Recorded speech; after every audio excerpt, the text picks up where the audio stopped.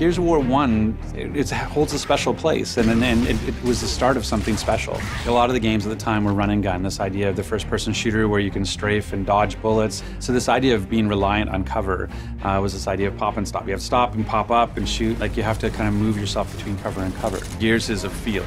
How does it feel to go into cover? How does it feel to pop up and shoot? How does it feel like to chainsaw? Like, that's one of the things that was really focused on. I believe at one point we even said that we're not attempting to fix gameplay. We're going to give the player the experience that they remember. Then we started thinking about that more and more, and the game is 9 years old. People expect different things from games today than they did back then. What you're trying to do is tap into the nostalgia, but with all the positives. It's finding the negatives of the nostalgia and trying to sand them down is really what we're trying to do, as opposed to changing the game fundamentally. It's meant to be, hey, it feels like Gears of War 1, but without the messy parts. So the initial months of this project, there was a lot of research. Pretty early on in the project, we had a playtest organized with a bunch of players from the community. I think it's really important that gameplay still feels the same, like to a T. Who knows that better than the players themselves? We brought out a group of professional players to test the game, and took down their feedback, recorded their gameplay, interviewed them, and got some great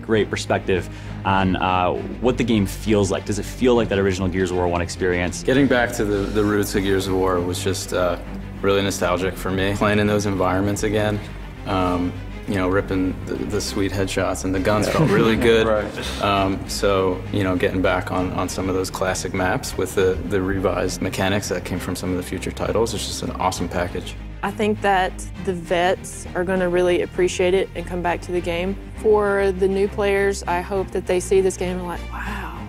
Kind of like wow, like I was when I first started playing. You can play Gears of War 1 with dedicated servers. You can play at 60 FPS on a 1080p screen. And the way that we can add all the modes that we wanted to have back in and getting something like Team Deathmatch into Gears of War 1. Team Deathmatch is the most popular way to play Gears, but it didn't exist back in Gears of War 1. So to be able to do it on the Xbox One version is great because it allows you to, it's a friendlier way to play. If you're used to playing Gears of War 3 and it's really smooth, it can bounce around, it just floats from cover to cover. You go back and play Gears of War 1, that's not really how it works. It's easy to get snagged or like piece of collision or just getting stuck in cover. Cover is evolved from 1, 2, and 3.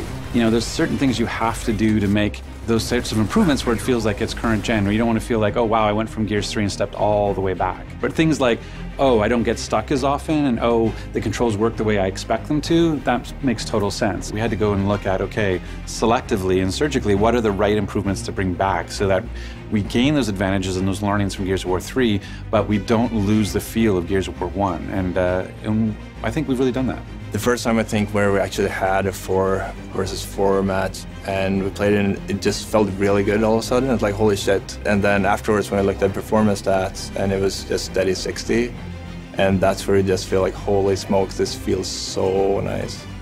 And yeah, it'll be something I won't forget.